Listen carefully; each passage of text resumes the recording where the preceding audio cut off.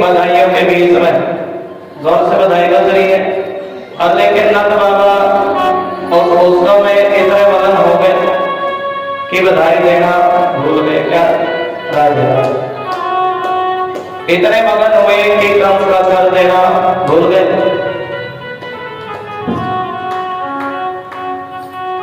कंस कर लेता और सोचने लगे देखो अगर कंस का कर समय पर नहीं गया ना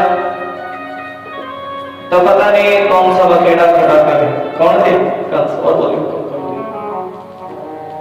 बिल्कुल और का थे?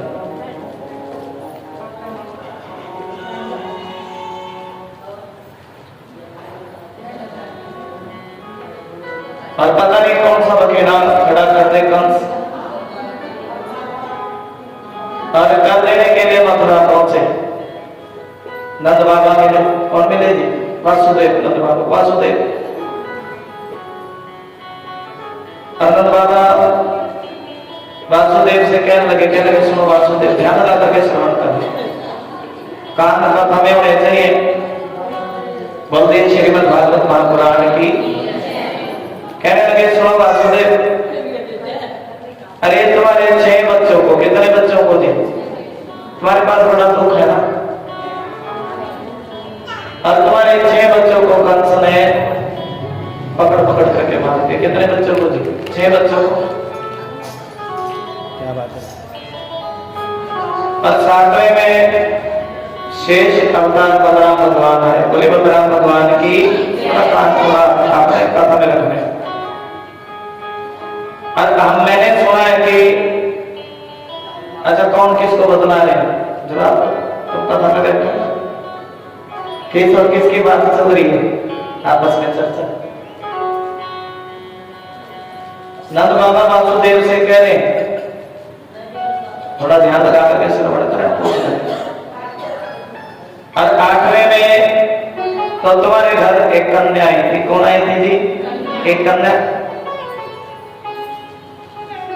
और वो कोई कन्या साधारण नहीं थी। उस कन्या ने तो कंस की छाती में लात मारी और लात मार करके आकाश में उड़ गई। बोली सच्चे दरबार की। वो कोई साधारण कन्या नहीं थी। देखिए हमारे शास्त्रों ग्रंथों का भाव। अरे वो तो साक्षात दुर्गे माता थी। कौन थी? देखिए जो परीक्षित बने हैं वो भी बस कथा में ध्यान लगाए। सारा आगे का कार्य छोड़ दें। आप भी पीछे रहते। कौन थी जी? दुर्गे माता थी वो। और दुर्गे माता तो आकाश में उड़ गई। अरे वासुदेव कहने लगे सुनो नंद बाबा अरे मेरे दुख को छोड़ दो और तुम अपनी खुशी के बारे में बताओ। तुम्हारा क्या हाल चाल है? पूछते हैं ना जब 2 मिलते तो पूछा तुम ठीक ठाक हो कि नहीं। अब तक पूछ रहे हैं तुम्हारा क्या हाल चाल है। प्रेम से बोलते कोई बात नहीं इसको बंदी रहने तो आप पीछे बैठो जी। पीछे बैठो बैठ के लाते हैं जी। एक बार प्रेम से बोलो श्री राधे। पूछा ना तुम्हारा क्या हाल चाल, अपना हाल चाल बताओ। और मैंने सुना है ध्यान सामने व्यासपीठ के सामने क्या होनी चाहिए ताकि कथा तुम्हारे कानों में पड़ जाए और भव से बेड़ा पार। कथा का मतलब होता है कथा जो कानों में प्रवेश करे उसको भागवत कथा बोलते हैं। जो कानों तक जाए। जब किसी की निंदा तो बोले बड़े कान लगाते सुनने को क्या करे पड़ोसी। अगर भागवत कथा चले तो ध्यान भी कथा में होना चाहिए। हिमालय भगवान के चलो अच्छा तुम बताओ तुम्हारा क्या हाल चाल है। मेरे घर में सब कुशल मंगल तो है ना। अब ये मैंने तो सुना है कि तुम्हारे घर में एक लाली आई थी। सुबह होते होते लल्ला में बदल दी। अब तुम्हारे घर तो साक्षात नारायण भगवान आए। कौन आए हैं? अब सुनो नंद बाबा अरे कंस है ना, ये कंस बड़ा उद्यमी है। एक पोतना नाम की राक्षसी पहले भविष्यवाणी कर दी वासुदेव ने। एक पोतना नाम की राक्षसी तुम्हारे घर आने वाली है। आ जाओ तुम अपने गोकुल में अपने बच्चे की रक्षा करो। अब तभी नंद बाबा बाला सटकाने लगे। हे राम जी मेरे लड़के हे प्रभु मेरे लड़के की रक्षा करना। क्या करना थी? हे राम ने मेरे लड़के की रक्षा करना है प्रभु, लड़के की रक्षा करना। और कभी कंस के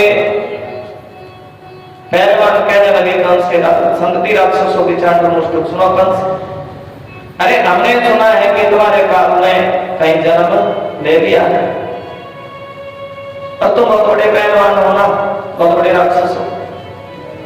अरे एक काम करना ना, तुम्हारी बहन भी तो है ना, बकी पूतना,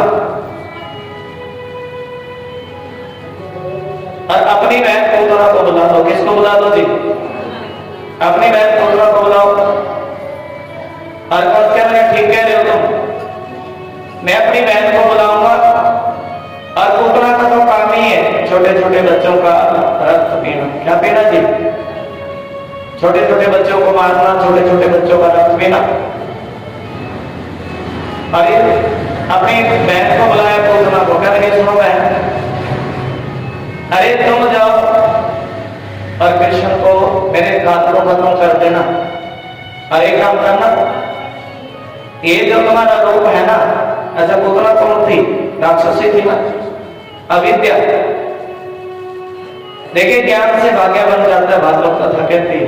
पूतना का एक अर्थ अविद्या भी है, बात ना करो। जब व्यक्ति एक नाम क्या है जी पूतना का? अविद्या। और जब व्यक्ति धर्म की तरफ चलता है, ज्ञान की तरफ चलता है, तब उसका भविष्य बेड़ा पार हो जाता है।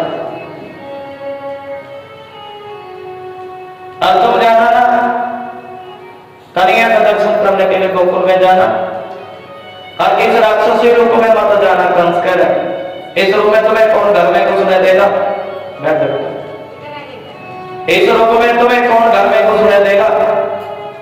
और अपना ये भी एक क्लास होती है। क्या होती है जी? देखिए भजन चले तो भजन का आनंद लो, कथा चले कथा का आनंद लो। अगर उस क्लास में शांति नहीं होगी तो वो भाग नहीं पड़ेगा। अब तुम जाना कृष्ण का दर्शन करने के लिए, इस काले रंग को गोरा बना के पिए जाना। पूतना कहने लगे ठीक भाई, तुम ठीक कह रहे हो। और ये जो मेरे काला रंग है ना, बड़ी सज के जाऊंगी। कैसे जाऊंगी जी?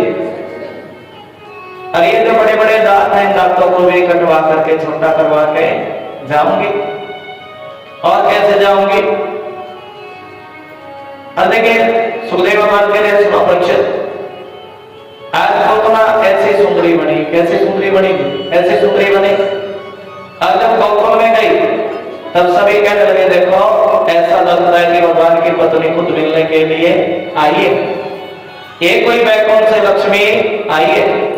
और जो सबकी बधाई देने के लिए जा रही है, उन सखियों के झुंड में लड़ रही। और क्या कह रही है? बधाई हो बधाई हो बधाई हो बधाई हो मैया, बधाई हो बधाई हो बधाई हो। और मैया तुझको तेरे लाल के जन्म की बधाई हो बधाई हो बधाई हो।